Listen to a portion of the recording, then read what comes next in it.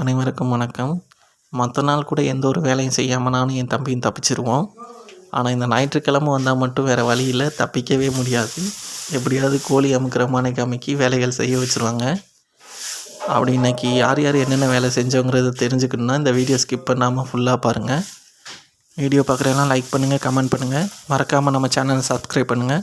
வாங்க வீடியோக்குள்ளே போகலாம். இன்றைக்கி நம்ம ரிலேட்டிவில் ஒரு ஃபங்க்ஷனுங்கிறதுனால வீட்டில் இருக்க எல்லோரும் அங்கே வெளியில் போயிருந்தாங்க. துணியெல்லாம் அப்படியே துவைச்ச மானைக்கு வச்சுட்டு போயிருந்தாங்க. அந்த வேலையை ஃபஸ்ட்டு முடிச்சிடுவோன்னு என் தம்பி ப்ராப்பராக துணியெல்லாம் எடுத்து நல்லா க்ளீனாக காய போட்டுட்டு இருந்தான். அதை நம்ம பக்கத்து வீட்டில் இருக்கவங்க பார்த்தாங்க, பார்த்துட்டு பேசிக்கிட்டு இருந்தாங்க.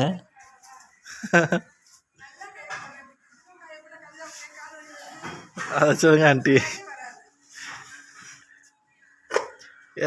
ஆன்லைனாலும் பொறுப்பாக வேலை செய்கிறான்ல.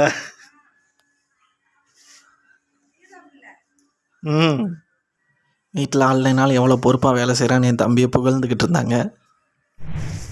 அடுத்து என்னோடய பெரிய தம்பி மாடு கட்டியிருந்த அந்த காடி கட்டுத்தரையெல்லாம் நல்லா தூத்து க்ளீன் பண்ணிக்கிட்டு இருந்தான். என் சின்ன தம்பி அங்கேயும் கூட சாணியெல்லாம் எடுத்து போட்டு அவனுக்கு ஹெல்ப் பண்ணிக்கிட்டு இருந்தான்.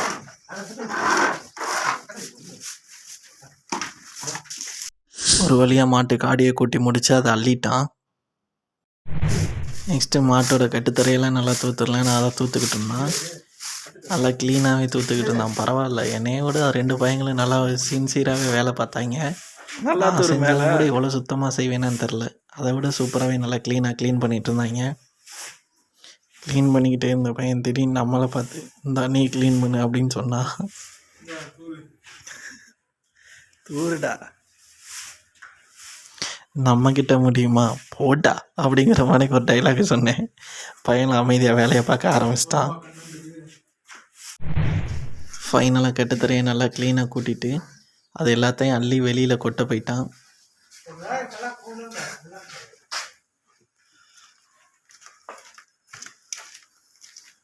வெளியில் திரும்பி பார்த்தா என் சின்ன தம்பி இங்கே சாணியெல்லாம் நல்லா க்ளீன் பண்ணிகிட்டு இருந்தான்.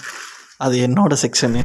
இதுக்கும் மேலே நம்ம பொறுமையாக வேடிக்கை பார்த்தா கலவரமாகி போகுன்ட்டு என் சின்ன தம்பியை விலக சொல்லிக்கிட்டு நான் சாணியெல்லாம் அள்ளி கொடுக்க ஆரம்பிச்சிட்டேன். அவனை நீ போய் கொட்டிட்டு மட்டும் வாடா, நான் அள்ளி தரேன்னு சொல்லிவிட்டு அவன் எனக்கு அள்ளி கொடுத்துட்டு இருந்தேன். அவன் அதை கொண்டு போய் வெளியில் கொட்டி க்ளீன் பண்ணிக்கிட்டு இருந்தான்.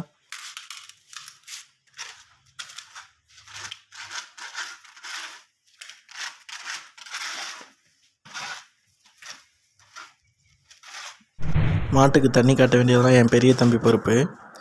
அவன் அந்த வேலையை பார்த்துட்டு இருந்தான். அப்போ இதில் ஒரு டிஸ்கஷன் பயங்கரமாக போச்சு. அடுத்து என்னென்ன பண்ணணும்னு தண்ணியெல்லாம் காமிச்சு முடிச்சதுக்கப்புறம் குளிப்பாட்டுறது.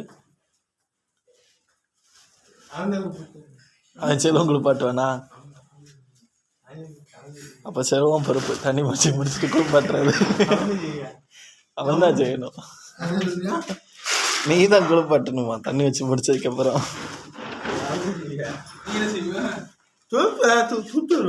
தொழுவை தூத்துருக்கியான்ல, தொழுவை தூத்துருக்கியான், சாணியில் இருக்கியா, துணி காய போட்டிருக்கியா. நீ என்ன செஞ்ச? இவ்வளோ நேரம் சும்மா தானே படுத்து கிடந்த. என்னடா மாதிரி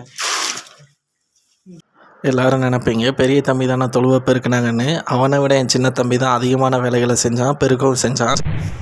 ஃபைனலாக உள்ள வேலைங்களாம் நீங்கள் பாருங்கள், வெளியே உள்ளதை நான் பார்க்குறேன்னு நான் வெளியில் உள்ள கட்டுத்தரையை க்ளீன் பண்ணிக்கிட்டு இருந்தேன். வாவ், எங்கள் அக்கா பொண்ணுங்க டேய் மாமா என்னடா பண்ணிகிட்ருக்க, அதிசயமாக வேலையெல்லாம் பார்த்துக்கிட்டு இருக்க அப்படிங்கிற மாதிரி ஒரு ரியாக்ஷனோடையே பார்த்துக்கிட்டு இருந்தாலுங்க.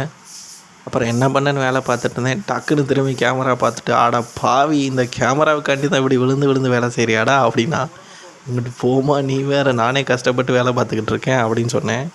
அப்படியெல்லாம் செய்ய மாட்டேன்னு 2 பேரும் பயங்கர ஷாக்கோடு பார்த்துக்கிட்டு இருந்தாங்க. அப்புறம் என்ன செய்ய, வேலை செஞ்சு தானே ஆகணும் அப்படிங்கிற மானைக்கு நான் எல்லாத்தையும் நல்லா க்ளீன் பண்ணிக்கிட்டு இருந்தேன்.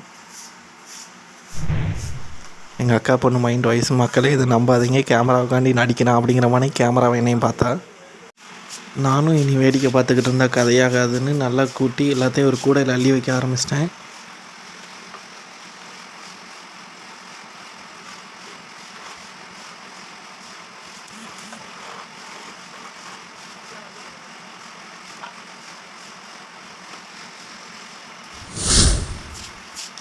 இந்த சாக்ஸ் வேறு ஒரு இடத்துல நின்று தொலைய மாட்டேங்கி. நாங்கள் வேலையை முடிக்கவங்களையும் ஃபங்க்ஷனை முடிச்சுட்டு எங்கள் அப்பாங்களே வந்துட்டாங்க. அவங்களும் கூட வேலை பார்க்க ஆரம்பிச்சிட்டாங்க.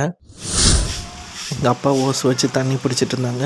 நான் பெருக்குமாரை வச்சு மாடு கட்டியிருந்தேன். கட்டுத்தரையை நல்லா க்ளீனாக தூத்து அலசி விட்டுட்டு இருந்தோம். மாடுகள் பராமரிப்பில் மாடுகளை சுத்தம் பண்ணுறதும் அதோட கட்டுத்தரைகளை சுத்தம் பண்ணுறதும் ரொம்ப முக்கியம் மக்களே.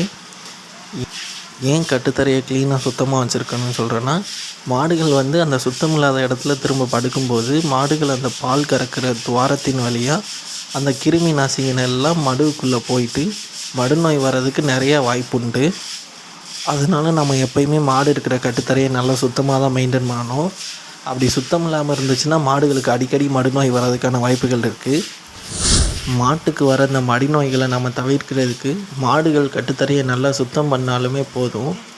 அதுலேயே ஒரு 90% வரையும் நம்ம மாடுகளுக்கு எந்த விதமான மடுநோய்களும் வராமல் நம்ம மாடுகளை மடிநோயிலேருந்து காப்பாற்றிடலாம். முடிஞ்சளவு மாடு வச்சுருக்கவங்க மாடையும் மாட்டோட கட்டுத்தரையும் நல்லா க்ளீனாக மெயின்டைன் பண்ணுங்கள். அப்படி நம்ம க்ளீனாக மெயின்டைன் பண்ணுறதுனால நம்ம மாட்டுகளுக்கு தான் அதிக நன்மை.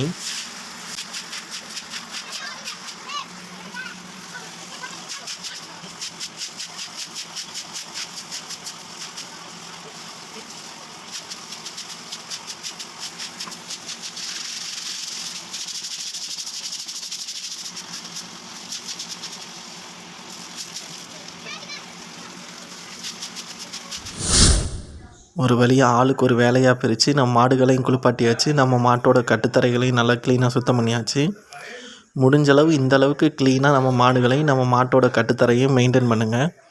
இந்தளவுக்கு சுத்தமாக நம்ம மாடுகளோட கட்டுத்தரைகளையும் நம்ம மெயின்டைன் பண்ணோம்னா இதிலேருந்தே நம்ம ஒரு 90% வரையும் நம்ம மாடுகளுக்கு எந்த விதமான நோய்களும் வரதுலேருந்து தடுக்கலாம். நம்ம வீடியோ பிடிச்சிருந்தால் லைக் பண்ணுங்கள், கமெண்ட் பண்ணுங்கள், ஷேர் பண்ணுங்கள். மறக்காமல் நம்ம சேனலை சப்ஸ்கிரைப் பண்ணுங்கள். வீடியோ பார்த்த அனைவருக்கும் நன்றி.